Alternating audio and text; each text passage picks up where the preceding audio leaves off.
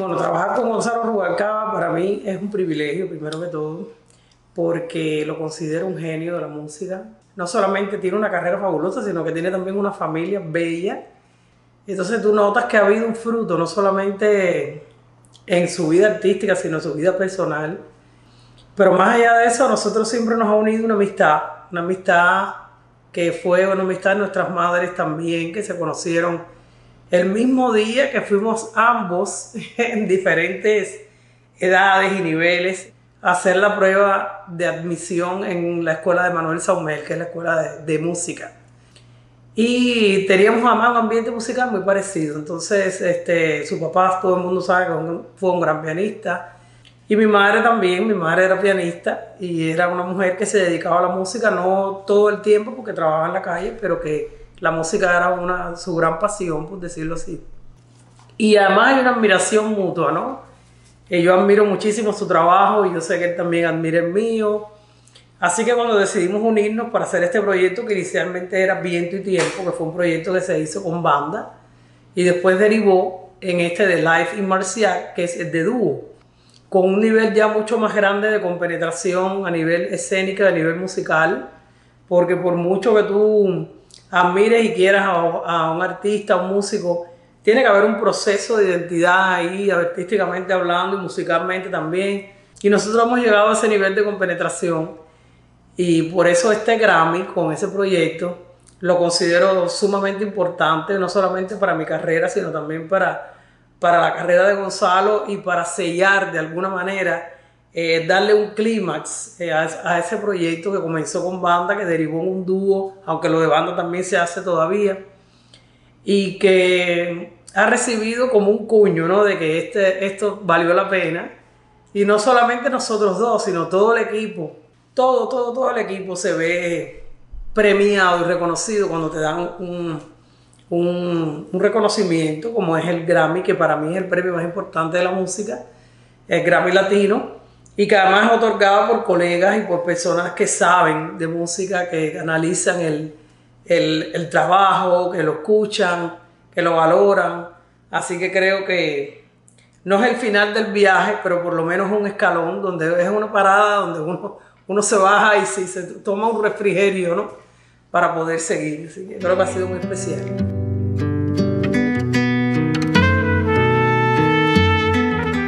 Recibí la llamada de Melendi, yo hablé directamente con él, mi esposo lo saludó, me pasó el teléfono. Y ahí él me explica de qué se trataba, me habla un poco de la canción, me dice, me encantaría que tú pudieras, por el estilo de la canción, yo sé que te va a venir muy bien a ti.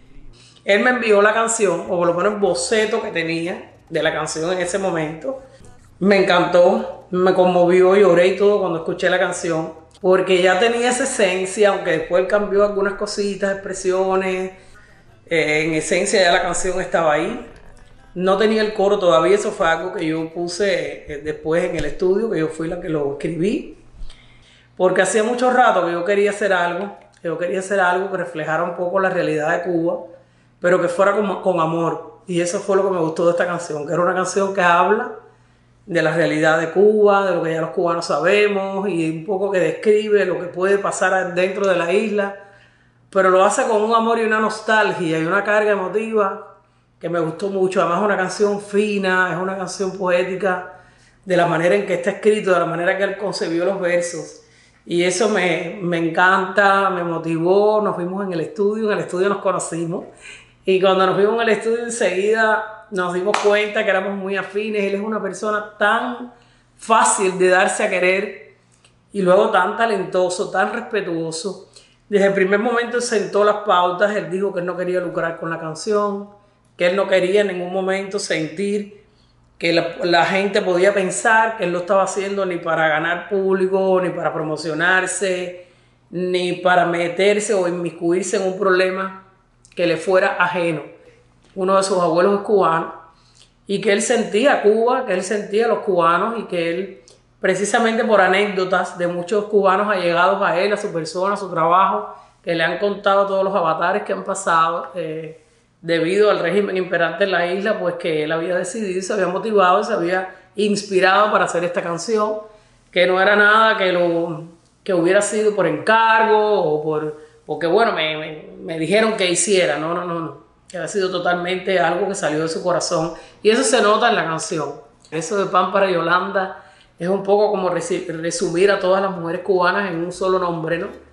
Y me siento muy honrada de que Melendi me haya invitado para hacer esta canción. Yo me quiero bañar. Desde Pinara vayamos a bailar este son cubano, eternamente Yolanda. Me inicié en la música desde muy niño, porque como te dije anteriormente, me crié en un ambiente totalmente musical. Mi madre además daba clases de piano en la casa y la mayoría de sus alumnos eran niños. Y me acuerdo que yo tenía 3 años y se me ocurrió con un dedo empezar a reproducir la melodía, un pedazo de la melodía del Manicero. Mi mamá no estaba en la sala y pensó que era alguno de los niños que estaba jugando con el piano y los empezó a regañar desde el fondo de la casa. Y cuando llegó y vio que era yo, como decimos, cayó en un tacón y dijo, bueno, esto hay que aprovecharlo. Y entonces ahí primero me puse con una profesora de piano particular, pero no me fue bien con ella porque yo era muy pequeña. Yo lo que quería era jugar con la música, pero no que la música me pusiera a mí a tener que aprenderme las notas y a leer música. Eso fue para mí un poco raro en esa edad. Y en 3er grado, que era cuando te permitían el mínimo de edad para entrar en la escuela de música, yo tenía 7 en vez de 8, así que me llevaron, hice la prueba, como conté, estaba también Gonzalo Rubalcaba, mi hermana, y otras muchas. Me acuerdo que estaba Rebeca Martínez, que es una de las artistas cubanas también nuestras, que de esa generación. Estaban Dunia y Roxana Cuartarolo, que eran 2 niñas que cantaban por la televisión, Dunia y Roxana. Te has acordado de todo, ¿no? Ahora. Y nada, así comencé, pero después ya para cantar fue otra cosa. Ya para cantar empecé con mi hermana en la casa. Mi mamá nos empezó a embullar. Haga un dúo, porque yo quería cantar solo y mi hermana también, pero yo cantaba horrible, mi hermana cantaba bonito. Entonces, a mí nadie me quería oír solo. Entonces mi mamá dijo, bueno, ya, vamos a hacer un dúo y ahí meto a hacer la voz segunda, porque yo siempre tuve la voz grave. Como me decían, voz de trueno. Entonces mi mamá dijo, bueno, yo te enseño un poco a que hagas la segunda voz. Y ahí me encaminó, pero yo tenía oído armónico, pues eso es algo que también se puede desarrollar, pero tienes que traerlo, ¿no? Y empezamos con el dúo, hasta que un buen día nos presentamos en el Todo el Mundo Canta, que era ese programa emblemático de la televisión cubana. Y hasta que ya, bueno, de las últimas temporadas, mi hermana y yo fuimos ganadoras, ganamos primer lugar de agrupaciones vocales como dúo. Y a partir de ahí, bueno, pues gracias a Dios nuestra carrera se disparó y después con la incorporación que hicimos a la orquesta de Pachito Alonso, pues empezamos a cantar ritmos y géneros ya bailables, que no lo hacíamos cuando comenzamos. Empezamos con la timba y en ese momento es cuando empezaban esas tendencias en Cuba de hacer este tipo de arreglos y de introducir instrumentos. Y yo diría que mi hermana y yo fuimos los primeros en defender eso. Después vinieron grupos como Bamboleo, no sé qué, que en cierta manera Bamboleo es como una réplica de lo que hizo Pachito. De hecho, Lazarito, que es el director de Bamboleo, era el tecladista de Pachito. Y él tomó ese modelo que tenía Pachito ahí y lo incorpora en su grupo de Bamboleo e incluso la imagen, porque las 2 muchachas se pelan como estábamos peladas Lourdes y yo, que en esa época era muy raro ver esas mujeres, sobre todo yo, porque mi hermana no tanto tiempo estuvo así, pero yo sí siempre estuve con el afro, incluso me afeitaba la cabeza, todas esas cosas para esa época eran muy, muy raras, ¿no? Pero musicalmente yo me acuerdo incluso con los arreglos con Pachito, que yo los hacía junto con Pachito, muchos de ellos. Yo le sugerí que pusiera una batería en el grupo y que tuviera las 2 cosas, batería y timbal, para darle también esa característica que es muy típica, muy sonora de la timba, que es tener la percusión de esa manera, batería, timbal y bueno, todo lo demás, tumbadora, bongo, etc. Y bueno, los coros, muchos coreos, muchas maneras de delivery, ¿no? Con el público, de cómo tú mueves la música, cómo mueves el público, eso es muy timbero. Así que creo que sí, creo que somos precursoras de la timba. Bueno, mi faceta de actriz se ha visto interrumpida muchas veces en mi vida. Me acuerdo que en varias ocasiones, me acuerdo que con Alexis Valdés hice un especial una vez en un teatro que era muy cómico todo. Yo hacía una mulata que venía del Olimpo, era una cosa, una combinación rarísima. pero fue muy divertido y la gente se rieron mucho con Alexis y conmigo. Después participé en una película. La película se llamaba Sabor Latino. No vamos a decir que es una joya cinematográfica. Digamos que una incursión que hice en la gran pantalla, aunque nada más que era casi que cantando en una escena, etcétera, pero me gustó mucho la experiencia. Pero aquí en Miami sí empecé a participar en lo que es el microteatro, dirigida por Rosalba Maldonado, que es una gran directora de teatro, periodista y productora venezolana. Ella se me acercó, me propuso hacer una obra que se llamó La Lupa en Tres Tiempos, una obra que me parecía magnífica, y eso me dio un nivel de entrenamiento donde sin yo saberlo, lo pusieron en microteatro aquí y ganó premio y se repuso varias veces y eran 5 funciones diarias, o sea que era un entrenamiento bien, pero bien fuerte. Y me sirvió porque después vino la propuesta para la novela de Celia. La novela de Celia viene de Colombia, el casting se hizo aquí en Miami. Yo primero no estaba muy segura de aceptar, pero mi esposo dijo sí, él lo va a hacer. Hice el casting, me escogieron para el personaje y sentí que me había caído todo el peso del personaje arriba, sentí la responsabilidad, además por ser yo cubana y por ser la parte de Celia que es la que más la gente recuerda, porque es la parte de Celia donde ya es la Celia que todos recordamos con los pelos de colores, un poquito ya con más edad, ya viviendo aquí en los Estados Unidos con su Pedro para arriba y para abajo. Yo decía, ay Dios mío, ¿cómo hago todo esto? Pero bueno, gracias a Dios y con el apoyo de muchas personas, entre ellos Gómez Pardillo, la manager de Celia, y para mí ha sido uno de los grandes honores que he tenido en mi carrera y uno de los grandes steps también que he podido dar, porque definitivamente después de la novela de Celia, en muchos lugares que la gente no conocía de mí, al entrar la telenovela a ese país, pues me han descubierto y han descubierto mi música también, se han dado cuenta que también soy una persona que tengo una carrera y eso ha sido muy provechoso para mí también. Bueno, yo creo que trabajar con la familia en general puede ser muy bueno, puede ser muy malo, depende de cómo sea la manera en que uno lo maneje. En este caso con mi esposo es muy bueno. Entonces yo creo que él tuvo la entereza y tuvo la humildad de dejar su trabajo. Trabajó en Univision durante 15 años, era el productor del servicio de producciones allí, pero viene también del mundo del cine, del mundo de la plástica. Puede hacer dentro de un álbum, por ejemplo, digamos, ¿no? Hablando musicalmente, puede producirlo musicalmente porque tiene el sentido de la organización y el concepto, y aunque no es músico, tiene la perspectiva y la visión de alguien que puede valorar la música. Es un trabajo muy completo alrededor de mi persona y de alguien que me conoce a profundidad y que realmente sabe, desde la ropa que no me gusta ponerme hasta la que sí me gusta ponerme. Y también cómo convencerme, cómo cuidarme, no pongas la luz así o no le hagas esto porque no le gusta o hazle tal cosa que va a lucir mejor. Y entonces estar unidos es muy importante. Y muy importante ha sido Dios en nuestras vidas también, porque nos ha permitido estar siempre humildes los dos, uno ante el otro, no competir. Nosotros somos cristianos y bueno, afortunadamente ya hace más de 20 años nos congregamos, hacemos todo lo que tiene que hacer un cristiano de verdad. O sea, no es que seamos cristianos porque lo decimos, sino porque lo somos.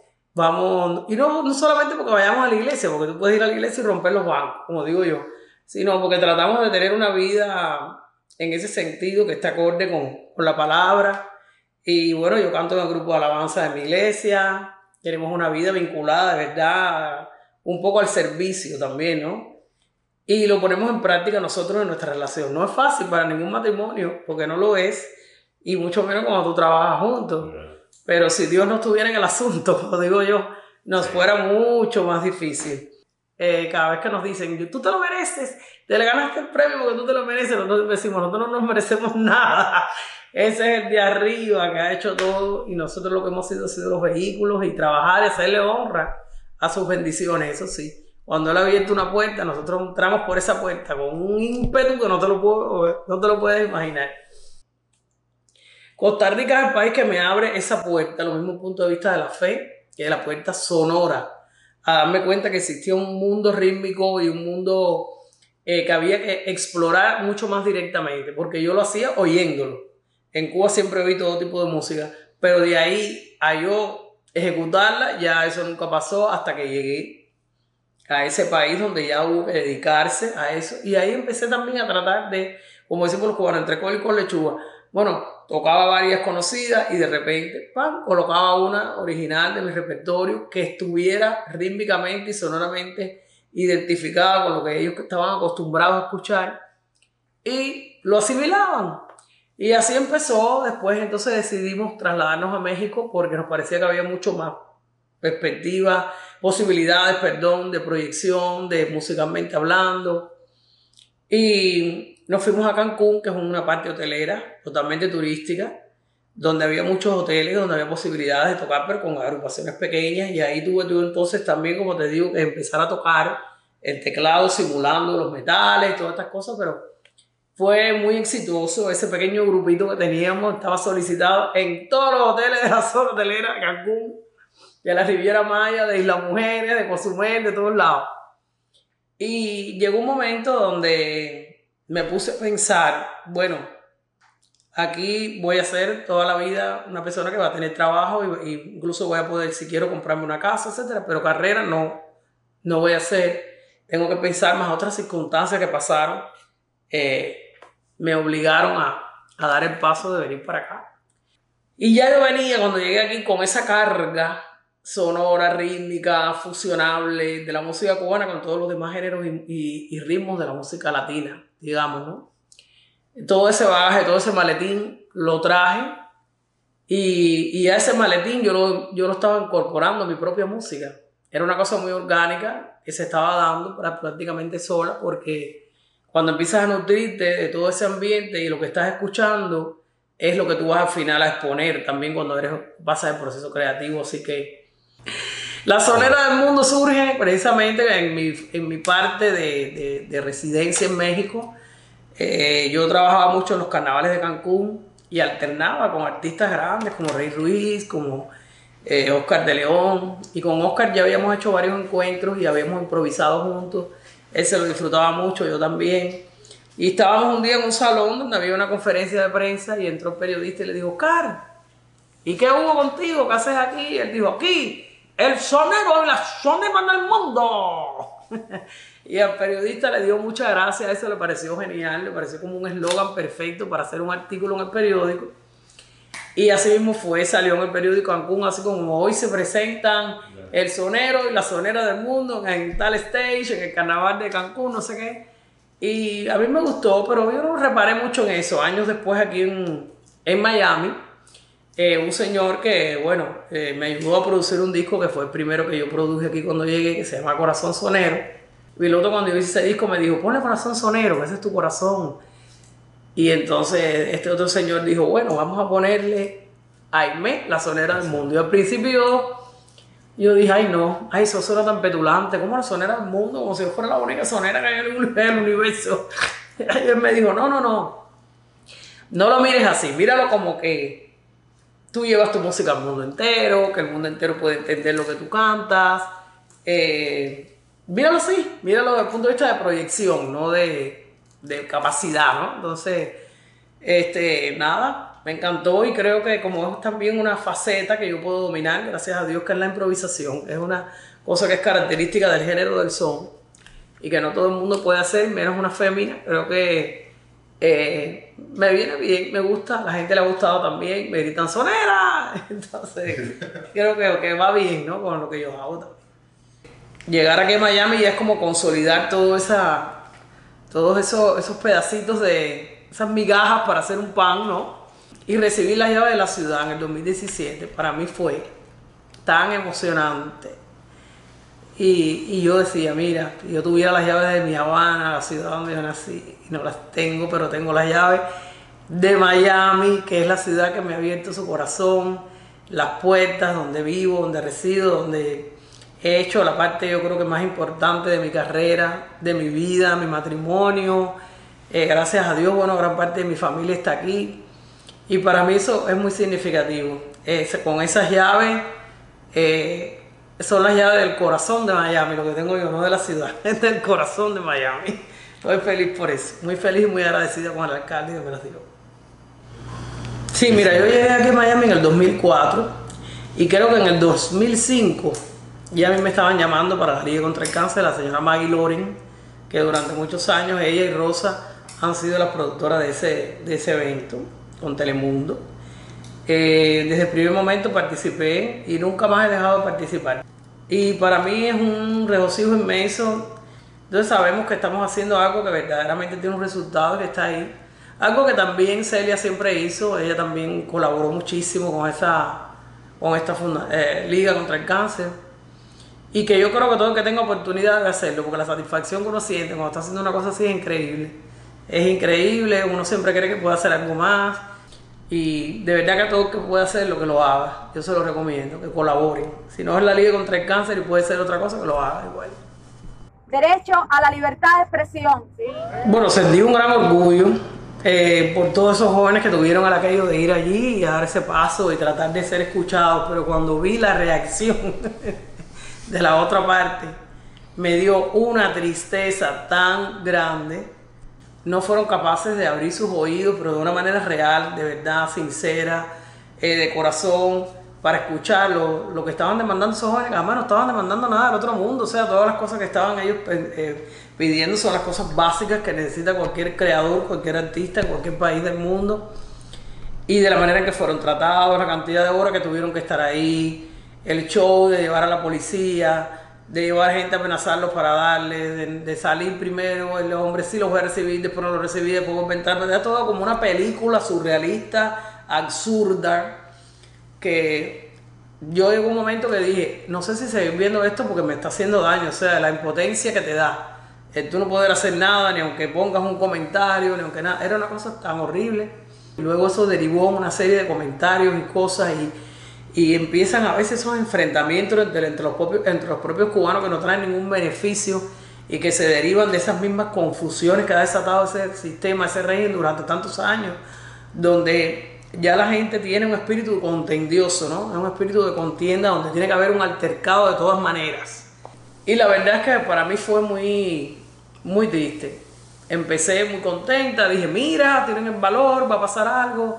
Pero cuando empecé a ver todo lo que eso derivó y todo lo que pasó ahí, la vergüenza que pasaron muchos de los jóvenes que fueron allí, cómo se sintieron después, ya agotados, drenados, porque ya la gente siente que lo drenan, que le sacan todo, me dio mucha tristeza. Y me sigue dando todavía, ¿no? Cuando pasan estas cosas, cuando veo todavía que no tenemos todavía el impacto que hace falta para exigir cosas en el pueblo, y al mismo tiempo con mesura también a la hora de dirigirme a la gente y decirle hagan, porque no me siento moralmente capaz de decir hagan lo que yo no hice, ¿no? Es una cosa un poco rara, pero sí, eso fue un día especial y yo creo que cada vez que llega ese día que alguien me recuerda lo que pasó, me da una impotencia y una rabia muy fuerte, muy fuerte.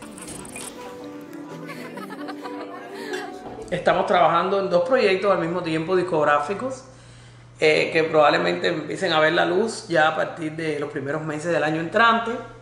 De uno de ellos ya hemos sacado 2 sencillos, uno es La Gatica de María Ramos y el otro es Camina que yo voy detrás.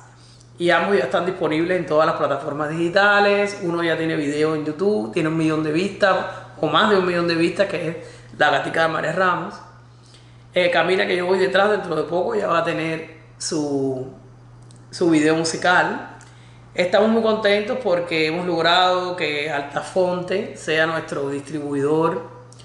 Tenemos una presentación el 31 de diciembre aquí en la ciudad de Miami, que exhorto a todo el mundo que vaya al Bayfront Park. Ahí van a estar las fiestas gigantes, como se hizo el año pasado. Yo voy a estar participando también. Pero yo creo que lo más importante que va a acontecer va a ser en diciembre, creo que es el diciembre 9, y es que el Congreso, la librería del Congreso de los Estados Unidos nos ha llamado para perpetuar el proyecto de Life in Marciac. Ellos lo perpetúan grabándolo y filmándolo en vivo, y esto queda para la posteridad, para nuevas generaciones. Eso se guarda ahí en la biblioteca del Congreso, y yo creo que es un gran honor para la música latina y para la música cubana ya que el primer proyecto, y creo que el único desde que se empezó a hacer esto, que está perpetuado ahí en la librería del Congreso, es el Buenavista Social Club, y ahora vamos a hacer nosotros, Gonzalo y yo, con este proyecto de Life in Marciac. Es otro de los grandes milagros de Dios, las cosas que Él hace, uno pide y da mucho más. Con eso vamos a cerrar el año, pero por el techo. Hasta aquí hay una corriente que a mí me llama.